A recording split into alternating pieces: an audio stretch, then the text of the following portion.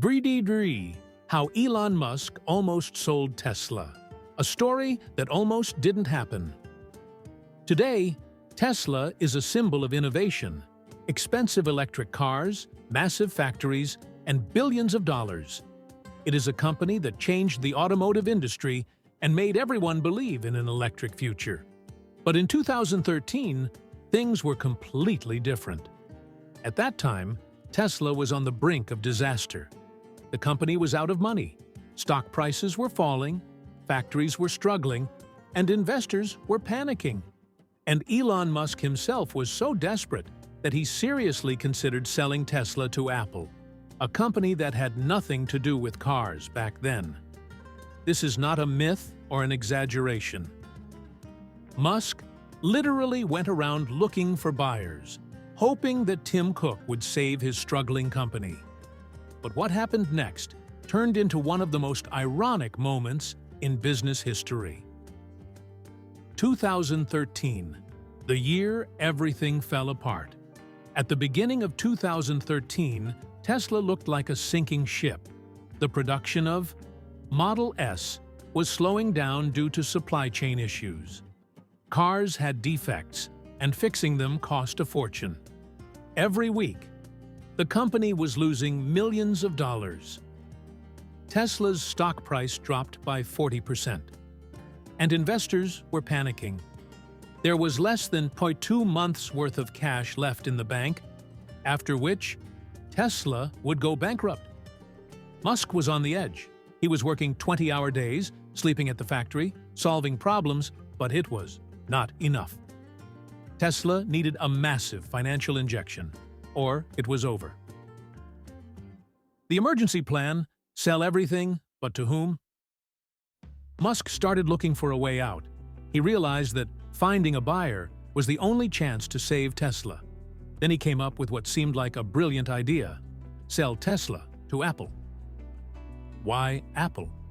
1. Apple had massive cash reserves, hundreds of billions of dollars.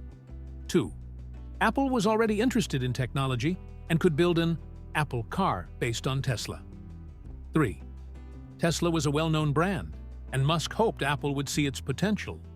Elon decided to take action. He personally reached out to Tim Cook, the CEO of Apple. In his message, he wrote something like, "Hey Tim, we're going through a tough time. Let's talk about the possibility of Apple acquiring Tesla. I think this could be a great deal for you." The estimated price was around $6 billion. Chapter 3. And then, total failure. You might think Tim Cook jumped at the opportunity. Not even close. Musk waited for a response. 1 day passed, then 2. A week went by.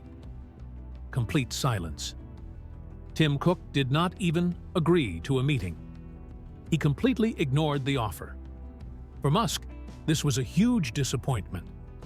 Apple, a company with an interest in new technologies, simply dismissed Tesla. Later, when asked why Cook refused, Musk said he didn't even want to meet. He just rejected it. I guess he didn't think Tesla had a future. And here is the irony. 10 years later, Tesla is worth more than $600 billion, while Apple still has not managed to launch an Apple car. How did Tesla survive? When Musk realized that Apple would not help, he made a risky decision: to save Tesla at any cost. Convinced investors to give more money, Musk persuaded Tesla's major shareholders that the company still had a chance. He showed long-term projections, argued that electric cars were the future, and that Tesla would take off. Despite skepticism, he managed to secure additional investments, buying the company some time. Pushed engineers to the limit. Everyone worked 80 to 100 hours a week. Tesla's factory switched to a 24/7 production schedule. Musk personally oversaw the assembly lines to speed up production. 3. Made customers believe in Tesla. When customers started canceling their pre-orders, Musk personally called and fired them and convinced them not to back out. Please trust us. We are working day and night. We will not let you down. And it worked. Many customers who were about to cancel believed Musk and stayed with Tesla. Used media and social hype to boost stock prices. As soon as the Model S received positive reviews, interest in Tesla skyrocketed. Musk actively used the media and social networks to spread the idea that Tesla was the future. This attracted new investors. Tesla's stock price went up, and the company was able to raise more funds. Secured a government loan. Musk also managed to negotiate a loan from government-backed banks, which gave Tesla another lifeline. The miracle happened. Tesla survived. The Model S became the most popular electric car. Tesla's stock price soared. The company finally became profitable. And the funniest part? Apple started working on its own Apple car in 2020, but failed to release it. What if Apple had bought Tesla? Tesla would no longer exist as an independent company. It would just be another Apple project. Instead of the Tesla Model S, we might have seen the Apple iCar, but no one knows if it would have been a success. Elon Musk might have ended up working at Apple instead of building SpaceX, Neuralink, Starlink, and other projects, but fate had other plans. Today, Tesla is a global leader, and Musk is one of the most powerful people in the world. The lesson here: if Tim Cook had agreed to a meeting, Musk might have become just another Apple executive. But he did not give up, and now Tesla is an industry giant that changed the world. And Apple? Well, if anyone can afford to buy Apple today, it is probably Musk himself. How Elon Musk bought Twitter for fun and created the biggest IT chaos. It all started with memes spring 2022. Elon Musk, billionaire, genius, meme enthusiast, and a man who can land rockets, but sometimes doesn't think before tweeting, decides to buy Twitter. No, seriously. At first, it looked like a joke. Musk had been a long-time, highly active Twitter user. He often trolled the platform's leadership over censorship, strange algorithms, and banning people he believed were unfairly silenced. In January 2022, he posted a meme saying, "We need a new social network that actually supports free speech." People laughed, but nobody thought he was serious. Then Musk saw Twitter's statistics. The platform was stagnating. Stock prices were dropping. Users were leaving. People were complaining more and more about algorithms suppressing content. And that's when he got an idea. What if I just buy Twitter? The meme becomes reality. On April 4th, 2022, Musk makes a silent move. He buys 9.2% of Twitter's shares for $2.89 billion. Twitter executives immediately panic. This makes Musk the largest individual shareholder. A few days later, Twitter's board calls him. "Hey, Elon, do you want to join our board of directors?" Musk asks, "Why?" They respond, "Well, if you do, you won't be able to own more than 14% of the company." Musk replies, "Ah, I see. No thanks." And that's when he decides. He won't just buy a few shares. He's taking the whole company. On April 14th, Musk makes a formal offer. "I'm buying Twitter for $44 billion. Take it or leave it." Twitter's board reacts with shock. What? Panic spreads across Twitter.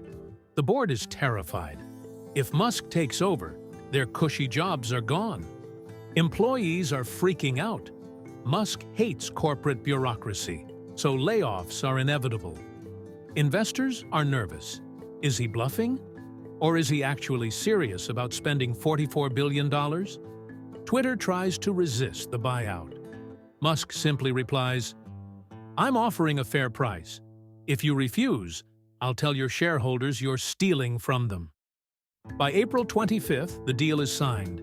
Elon Musk is set to buy Twitter. Oh, wait, I changed my mind.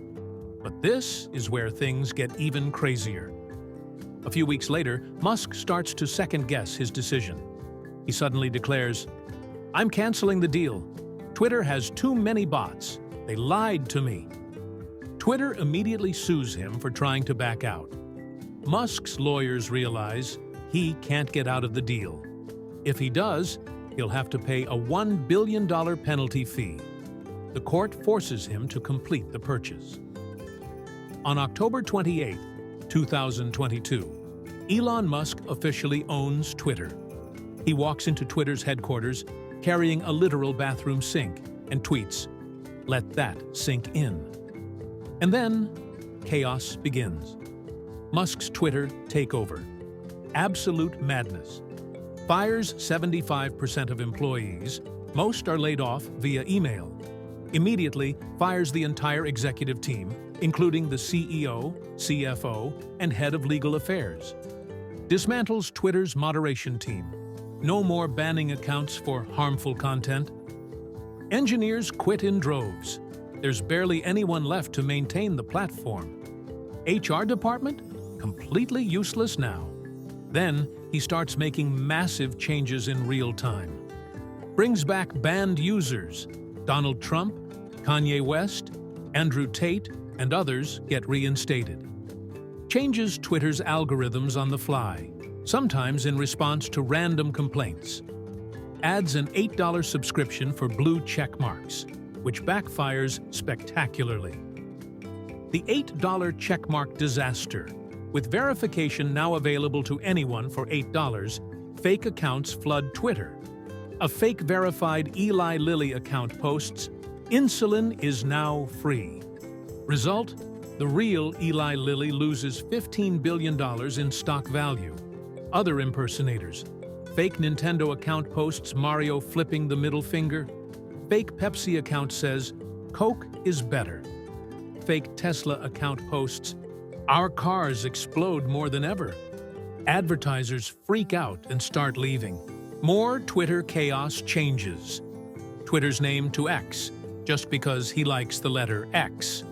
Disables servers for a day, just to see if Twitter will break. It nearly does. Bans Instagram and Facebook links, then reverses the decision within a day.